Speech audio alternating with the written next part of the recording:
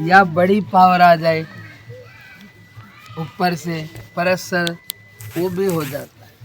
समझ में आ गया? लेकिन परमात्मा के यहाँ क्यों नहीं होता है? वहीं बैठ जाओ माता जी। परमात्मा के यहाँ क्यों नहीं होता?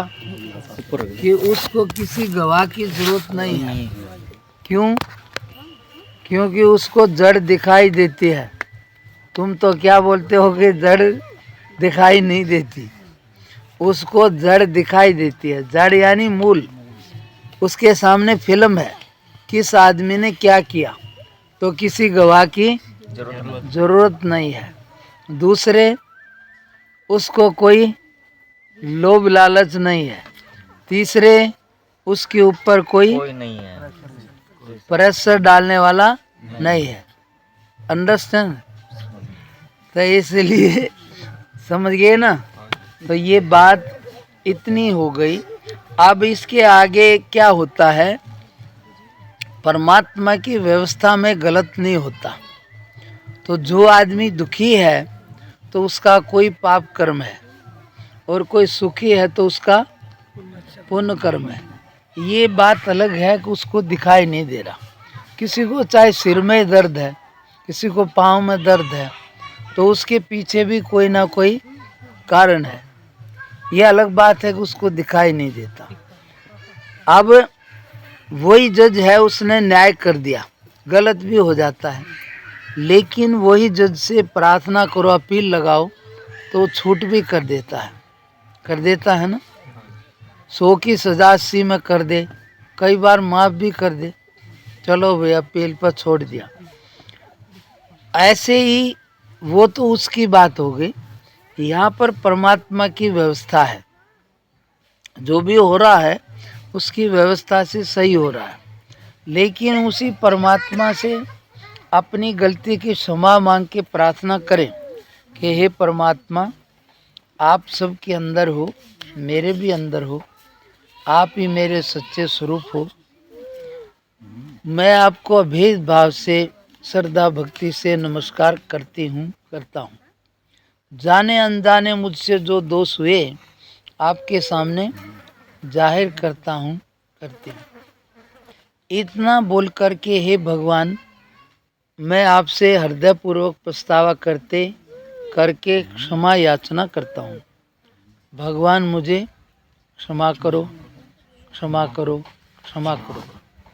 आगे गलती ना हो ऐसी शक्ति दो, शक्ति दो, शक्ति दो। हे भगवान, कृपा करो कि हमारा भेदभाव छूट जाए और हम आप में आनंद से एक होकर अभेद स्वरूप को प्राप्त हों। इतना बोल के ये प्रार्थना है। इसके बाद में तुम भगवान का जो भी तुम्हें भाए वो नाम लो, गा कर लो, बजा कर लो, कीर्तन से लो, कैसी भी प्रार्थना स्तुति करो। तो इससे क्या होगा? आके जितना तुम्हारा भक्ति भाव होगा उससे तुम्हारे पाप में छूट हो सकती है। बाकी कोई कहे कि इधर उधर, ज़्यादातर जो फिल्म बन जाती है तो उसमें इधर उधर नहीं होता।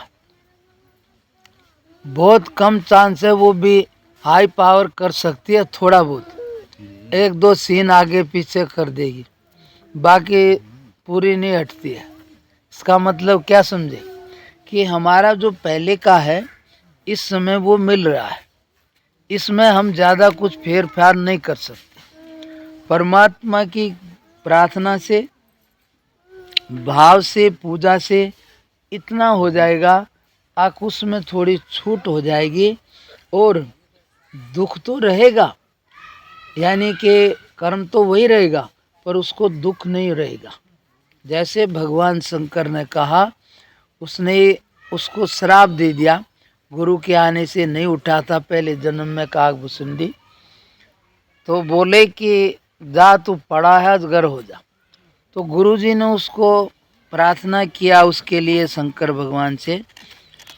तो भगवान शंकर ने कहा कि इसको जन्म तो होगा 1000, मैंने बोल दिया, पर इतनी छूट है, आगे इसको जो जन्मने मरने में बहुत दुख होता है वो नहीं होगा। समझ में आया कुछ? तो बहुत बड़ी बात है। आदमी दुखी किससे है? दुख से है। मरण में भी ज़्यादा तक जब जीन में ज़्यादा तकलीफ लागे तो मरना चाहे। क्यों चाहे है? आग मरण में सुख है, इसलिए फायदा भी देखते हैं सब तरफ से। एक आदमी तो ऐसा भी है, डॉक्टर के पास गया, बोला भाई बीमारी होगी, बोला कितना ऑपरेशन खर्चा, बोला गारंटी है कुछ, बोला ना गारंटी नहीं है। तो वो बोला कि भाई गारंटी तो नहीं है, फिर बोला खर्चा 50,000 का, बोला गारंटी नहीं है। फिर वो इधर गया शमशान में, बोला नहीं तो मरेगा। तो भाई मर भी सका यार, इसमें ऑपरेशन में भी मर सका, दोनों बात सोच में हो गया। फिर उधर गया, बोला भाई कितने की लकड़ी लगेगी, कितने तो बोला यार 35-40 हज़ार में हो जाएगा। तो हिसाब लगा के बोला यार मरण में फायदा है, इधर 50,000 लगेंगे, इधर 35 में, तो फायदा तो आदमी देखता है। लेकिन जब दुख ज़्यादा हो तो मरने में सुख हो तो उस समय मरना स्वीकार करता है। मौत जब भी आती है जब आदमी अंदर से स्वीकार कर लेता है, और नहीं तो कितनी भी तकलीफ आई रहे, कितने आदमी मरते नहीं। क्यों? वे तैयार नहीं मरता ही, इसलिए मौत भी नहीं आ। जब वो स्वीकार कर ले, कोई जल्दी कर ले, उसका जल्दी नंबर आ जाए। तो इसमें जो समझने की बात आई कि कोई भी चीज़ है तो उसके पीछे कोई ना कोई आधार है। हम दुखी है तो कोई पाप कर्म है, सुखी है तो कोई पुण्य कर्म है। बस गड़बड़ इतनी है कि हमें मालूम नहीं है। मालूम हो जाए तो हम किसी को ये नहीं कहेंगे कि ये खराब है और ये अच्छा है। यहाँ कोई किसी को सुख दुख ना देता है और ना दे ही सकता है, लेकिन फिर भी ऐसा लगता है कि ये खराब है, ये अच्छा है। अब ये समझ जाग जाए तो उससे आता है कि फिर कोई दोषी नहीं दिखाई देगा। लेकिन जब तक समझ नहीं है तो हम अपनी समझ से किसी को दोष दे देते हैं।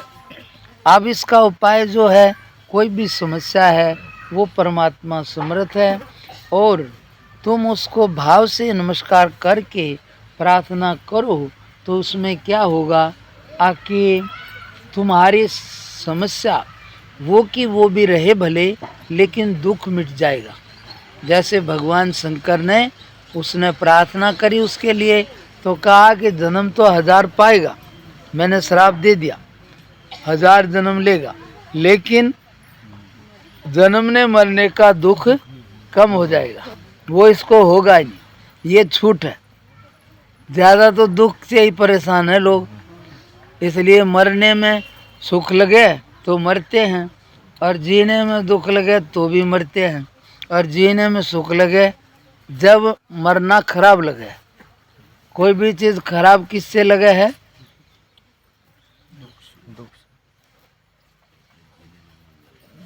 हाँ बताओ, हमारा गुरु होगा। कोई भी चीज़ खराब किससे लगती है पता है? मरने की इच्छा है तो जीना खराब लगे, समझे ना? और जीने की इच्छा हो तो किससे लगे? इच्छा से। तो चाहना से ही कोई भी चीज़ अच्छी बुरी है, बाकी अच्छा और बुरा कुछ नहीं है यहाँ पर। अभी बारिश हो जाए तो करेसर वाले अरे यार